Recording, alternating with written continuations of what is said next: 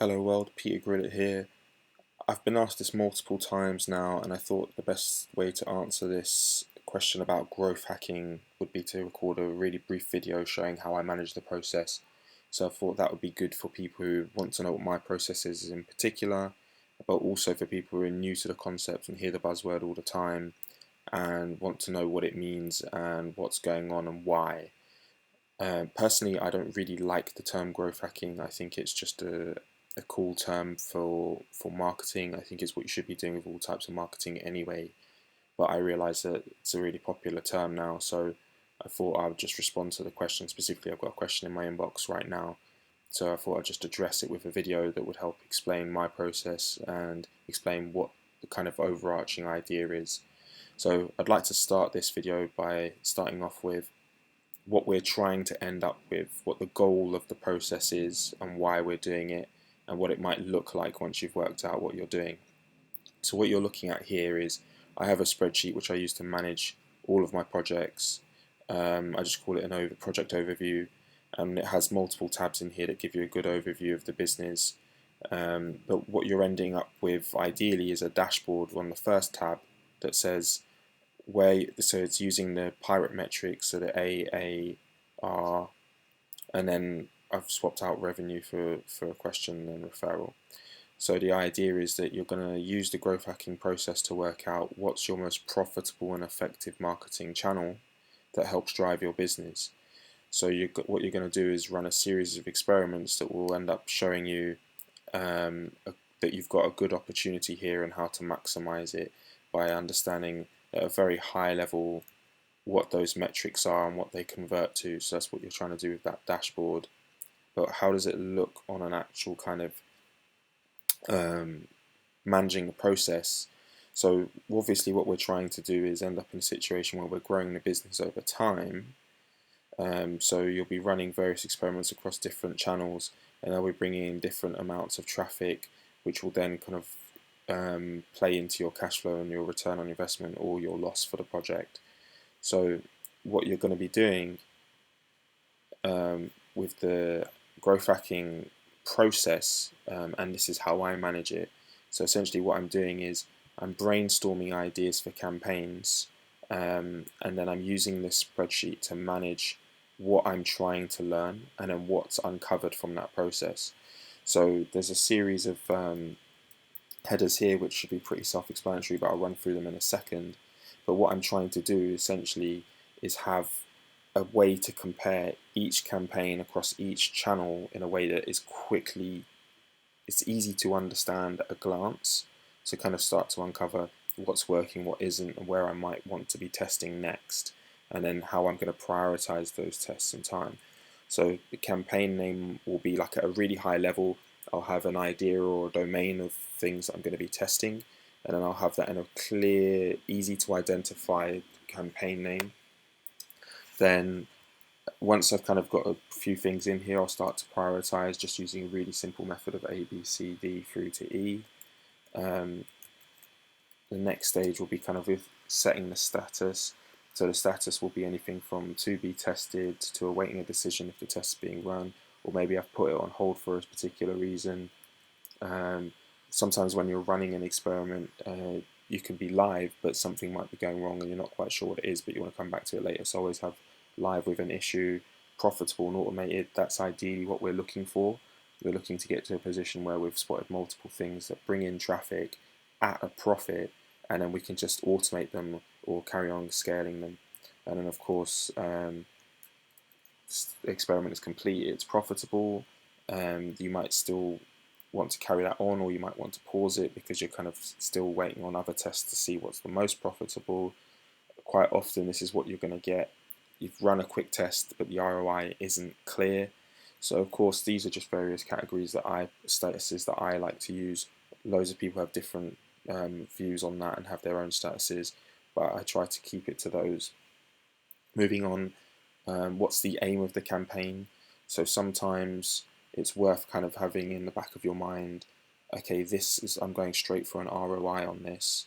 I'm looking to make money from this particular campaign, but also it's worth running campaigns that might support other parts of the business. So for example, you might want to do something with customer experience, or you might want to build your brand awareness because no one knows who you are or what you're working on, and that might take some time to kind of start building, but will be very profitable once you've built that brand, and your cost per acquisition should go down in time. What I would normally start off this brainstorm with is I would come up with a hypothesis. So I've got this theory of what could work. So let's say, for example, I believe Twitter automation might be good for driving sales to via landing page X. So what I might be doing there is thinking, okay, found a Twitter automation tool, and the campaign name might be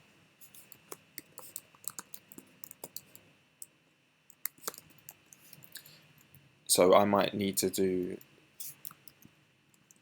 the same test landing page Y, because that might have a slightly different message. And then so what I would do is I would have as an actual test 5 Twitter accounts sending traffic to page X, and then I might try different things along the way. So I might run this test, this hypothesis, against multiple tests. So maybe it's 5 Twitter accounts, but a new headline on the page.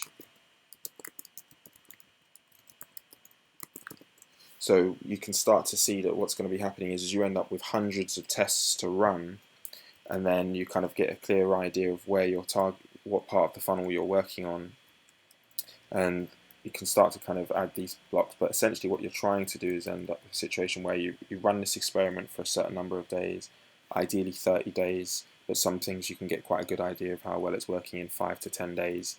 And then what you want to do as you run each test is work out, I like to break down campaigns to really simply visibility, engagement, and conversion. So what that means is how many people saw the landing page, for example, how many people stayed on it and didn't bounce, and then how many people clicked through and done something. So, how many people added to basket, or how many people put their email address in, and what have you.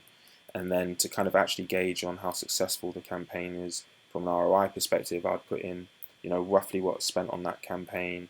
So, roughly what I budgeted for that campaign, and then what I spent on the actual campaign, because it's quite often different. And then you're starting to feel out with those two being compared, how well do I know this kind of channel, and, is it changing over time, and my expectations aligned with how it's changing, that kind of thing.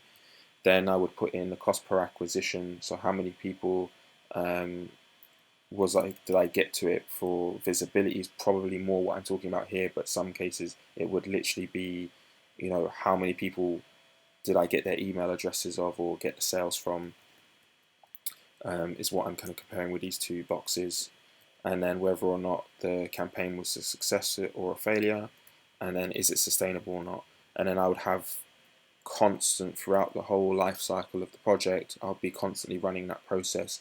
Now, this isn't to be confused with actually doing the analysis on the individual campaign, which I might go into a lot more detail on. So for example, we'll have a separate tab where I've blocked out some sensitive information, but you still just be able to get an idea. So you can think of what I'm running here is status of accounts. You can think of this as status of adverts. So if we're running a pay-per-click campaign, so equally going back, I probably should have highlighted that while I'm talking about Twitter automation here, this is equally true for Facebook ads for campaign X. So you might be running a special offer, for example. So the hypothesis here is, so let's just go through this. High priority is A, because the sale is about to come up. Status is to be tested because I haven't started it yet. The aim is to drive sales with this campaign. Hypothesis is summer sales with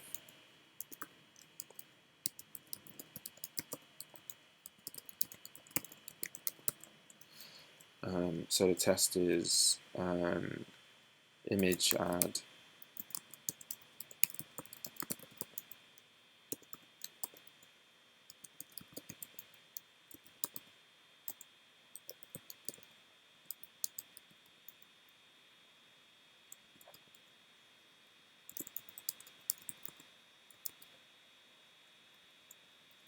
So I'll have this. The level of detail varies on which project I'm working on, but this will give you an idea of how I'm starting to think about things. So what we're saying is Facebook ad campaign for X, it's going to be a high priority. I'm going to test it because I haven't started it yet. My aim is to drive sales with this project, and what my hypothesis is, if I start a summer sale with a 30% discount, it will drive more sales than I've seen until recently. And to test that, I'm going to have an image ad talking about a 30% discount with a link to a product for a specific persona. And here, I would normally put this under acquisition, but you could put that under revenue on certain projects. Source of traffic is going to be Facebook. I'm going to be using Facebook ads, so that's going to be PPC. I'm not retargeting, it's going to be PPC display.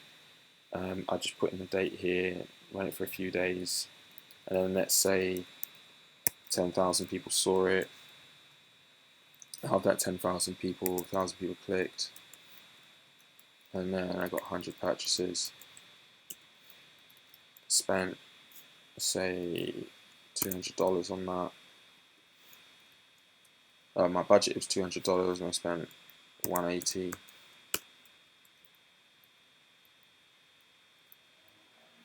And I'd normally have the formulas in here, but I haven't done it right now. But this would essentially be something along the lines of 180 spent. So 1 second. 180 spent over conversions, or more accurately, probably should have prepared a little bit better for this video, but I'd have something like